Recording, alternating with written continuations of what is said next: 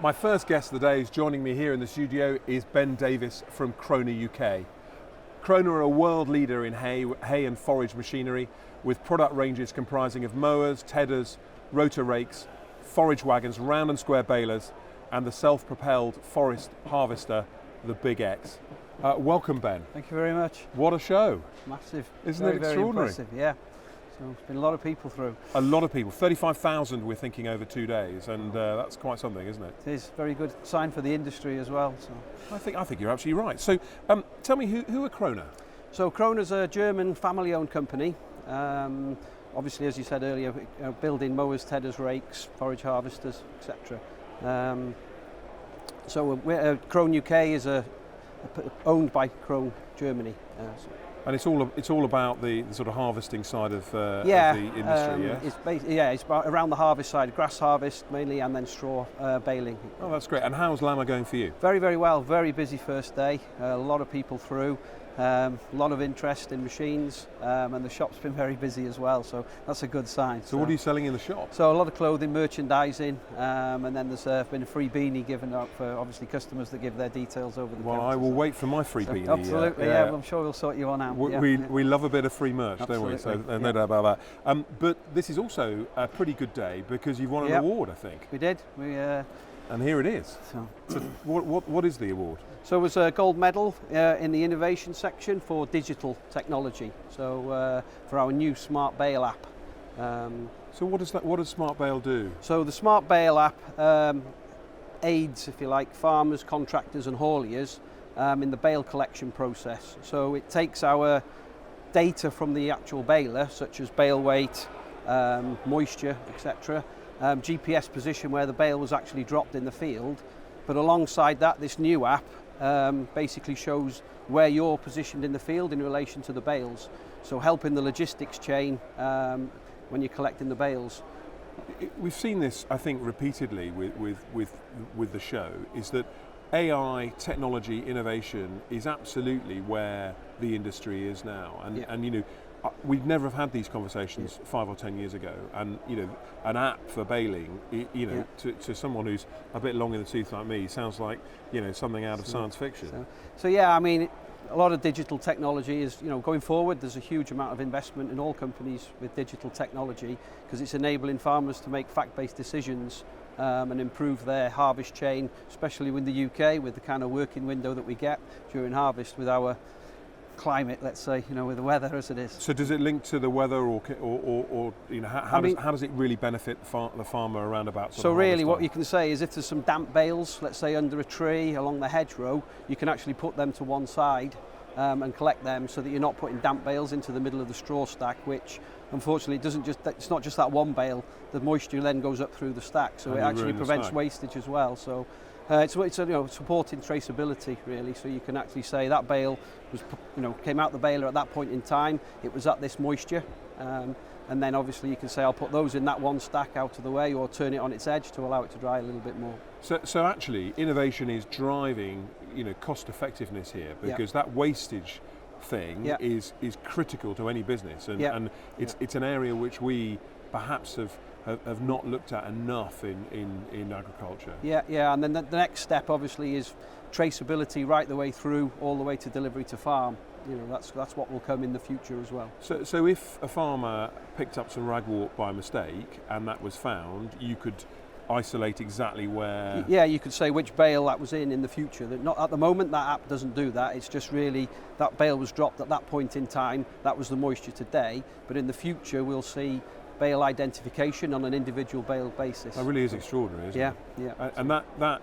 innovation is not a one-stop. It continues. It's continuously evolving with different ideas in terms of logistics, you know, moving around the field, etc. So one of the things we talked about yesterday is, you know, where you have cloud-based technology and are rather patchy rural Wi-Fi networks. So how do farmers, you know, are they able to work offline with this, or how does it work? So our smart telematics, you know, the general telematics system takes the data and stores it, will buffer it, and then it will, once you get like a decent mobile phone signal, it will send it up to the cloud via mobile phone. So it does buffer for a period of time, and then afterwards you can use your farm management software, our smart telematics portal, online to actually see all of the bales, and then in this instance it's showing, just like Google Maps, your position in relation to the bales. And that'll integrate with other software that It will, farmers it's use. all going through Agri-Router, so our telematics is, you know, in conjunction with Agri-Router, so then the farmer can take that and use it in his farm, you know, management software.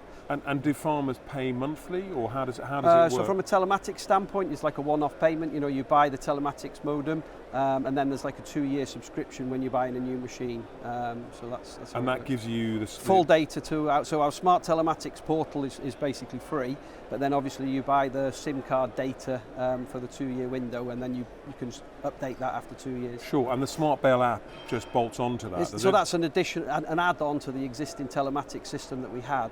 Yeah. And a one-off payment for that, or is that monthly? So that's like a small one-off payment in the future. Yeah. That's fabulous. And how do updates work to the software? Just like any other? Just like any other app, because it's really just an app like on your telephone. It's purely on an app. So you could have the telephone on the dashboard and show where you are, and then you could see where all the green bales are, which are the ones that you want to collect.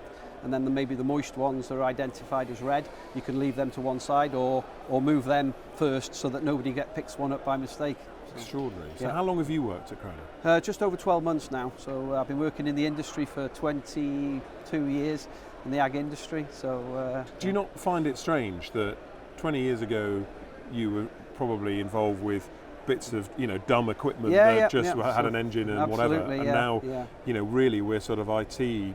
You know, I don't want to say geeks because that's not fair, is it? But you know, technology is really coming on very, very fast. You know, and it's in a positive way as well. You know, it's technology for technology's sake in some of these instances, not just for practical use.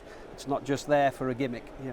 So, no, I mean, you know, you're not going to sell a gimmick to farmers, and we know that. No. These are a really you know, cute, well advised, and thoughtful. So, And the other thing I think is interesting is that, you know, humans are quite tribal, and you know, once somebody has found something really works for them, they will discuss it with their mates, and suddenly, you know, take up for that will be extraordinary.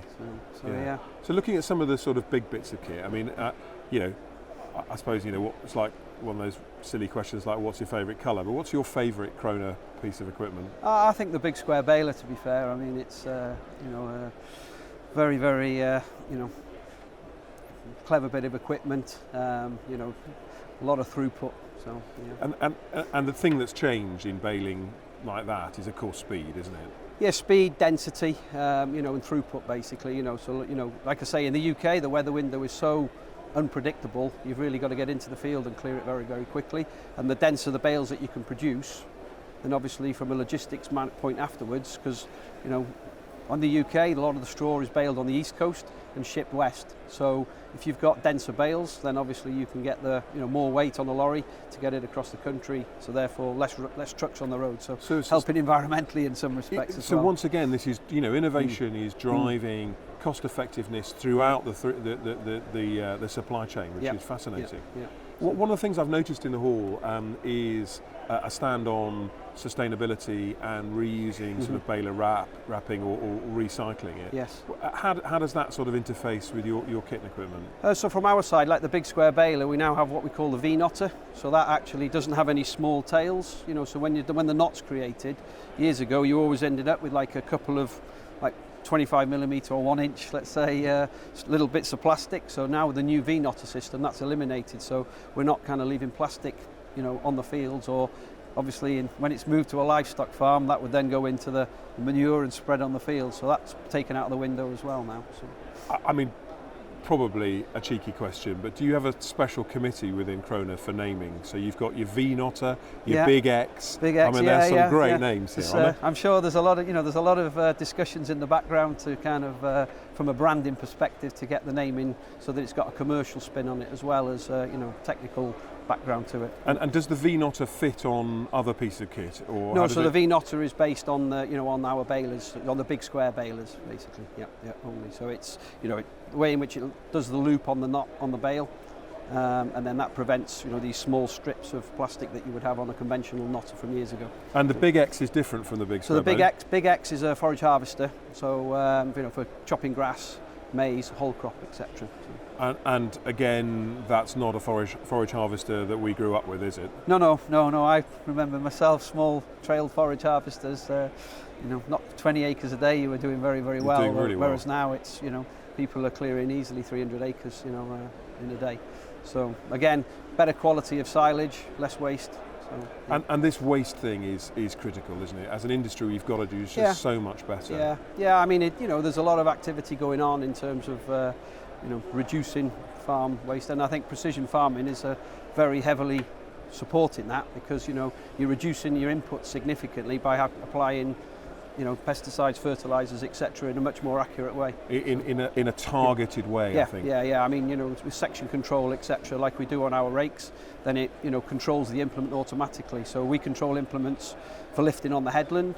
Other manufacturers that are applying products to the crop are doing it in a much more accurate way again, switching off as you go into a V shape of the field. You can switch off sections rather than overlapping until every part of the field gets it. So it's funny, because when I came here yesterday, I thought the gaming that we've got here with Farming Simulator was not a gimmick, but an odd bedfellow with a show like this. But I was so wrong. This is actually the future of farming, isn't it? Yeah, and I mean, you see how many people are actually, people from non-farming backgrounds are actually involved in Farm Simulator. It just gets much more exposure of the ag industry, which is a very big positive. It certainly does. And probably a last question for me is do you think that your kit and equipment is going to be fully autonomous?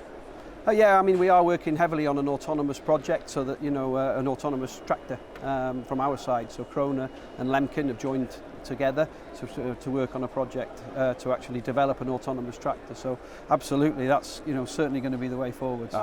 Ben, fantastic! Congratulations once again on the award. Thank you very much. That really is quite something. It's been lovely having you in and giving us all the latest news from the world of Krone.